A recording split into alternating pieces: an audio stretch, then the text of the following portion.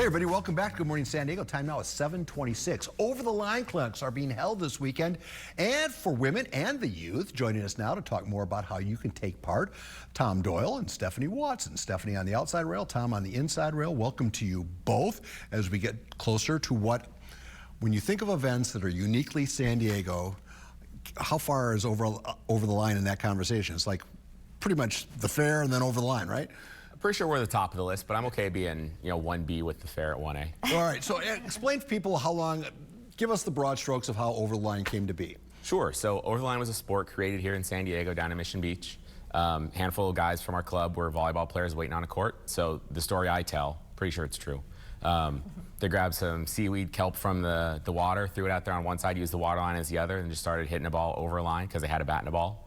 Didn't have space for court yet, so they just wanted to get going. So it kind of combines softball with volleyball, or not volleyball, but it's a combination of sports, right? Yeah, absolutely. With the beach. All right, so beach activities. So, and when I first came to town, man, that Fiesta Island was just packed.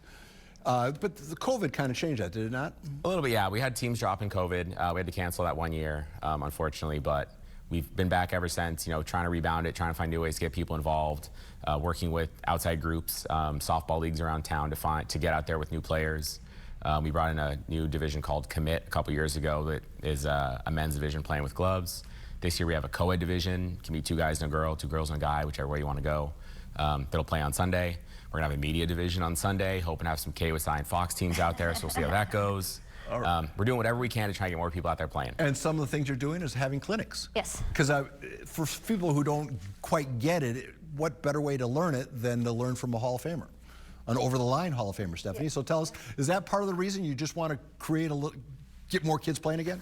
Yeah, we're trying to just get an overall, people coming back to the sport, but the women's division has fallen off a lot because, we have babies, right, different things like that. So I'm running clinics. I've been running them since November to try to get more women that are interested to come out and practice, play, learn how to play, and not feel like when they go out to the tournament, it's just, they get a few hits maybe. And because there's 2 different ways to do it, from my experience. There's a way to do it competitively where you see some stud billy goats, the king of the beat. I remember the late, great Chuck Cromer, and watching him, man, he moved like, just smooth as silk. But then there's also the social element to it, where you can just go out and have a hit and giggle, and it doesn't really matter which way you enjoy it, just enjoy it, right? Right. Is that kind of your message?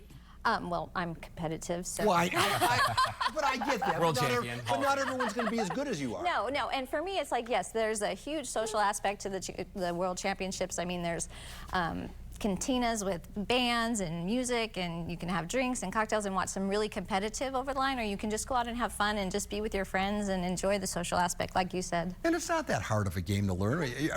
I learned it just watching it the first couple of years, and I think I know just about every rule there is to know, right? Yeah. All right, so for those who don't get it, the first weekend's everybody, kind of a party. A lot of people watching, and by weekend 2, it's people who want to win and be on this show the following days, bragging about their championship belts. Yep.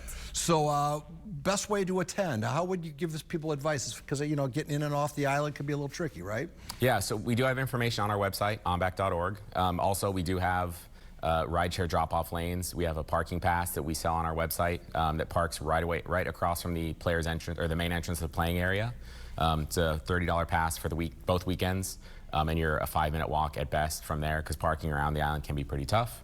But it's come on out and have a good time. It's one of those San Diego events you don't want to miss. Bring down your own drinks, bring some sunscreen and a hat, and be ready to go. Is it fair to say that the event has evolved a little bit as far as, it was a pretty big party, but you've kind of made it a little more family friendly, have you not?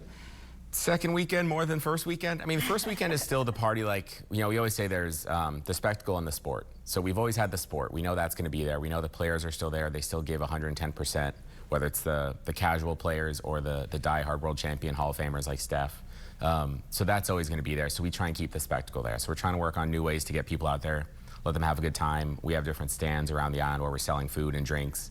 with music, with other ways, other forms of entertainment to keep people excited when they come out to the island. It is such a cool experience. If I had to say to you, you could relive one moment of your athletic over-the-line career again, what would be the one moment you'd want to relive? The catch I made to win my ring.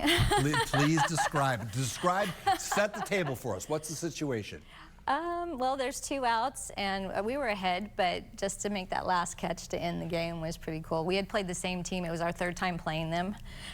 So we were 1-1 each, and so this was the final say. And did you go horizontal to make it? I did. Took out the lines next door. That's so cool.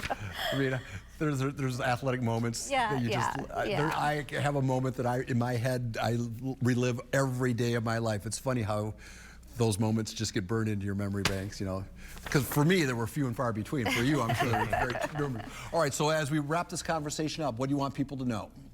You can still get the team signed up. Go to ombac.org. The link's right there. Whether you've played before, haven't played, have played in the past, want to come back. We have the Overland Clinic tomorrow, Fiesta Island for the women that Steph's running. Yep. And is that just show up, or do you have to sign up? Just show up. There's a tournament already happening, so if you want to come and see the game being played, there's a tournament happening tomorrow, practice before the big tournament. And at 3:30, I should be able to get a bunch of girls together to help with people that want to come out and learn how to play and that sort It's of a thing. safe sport, it's fun, and at the very worst, you're going to get a good tan. Yep. So, and it's just, you meet people And we have juniors too. On Sunday there's a juniors tournament, and the kids can actually just show up the day of and get put on a team if they want to. So we're trying to get the young ones going. And got to get them now. Yeah. As every sport is learning, get them now. Yep. Absolutely. All right, well, thank you to you both. I wish you great success. It was fun to rub shoulders with a Hall of Famer, and know that we'll have the champions on a couple Mondays from now. That's right? the plan. Yep. All right. Thanks, Paul. Please make sure that happens for us, all right? Yeah.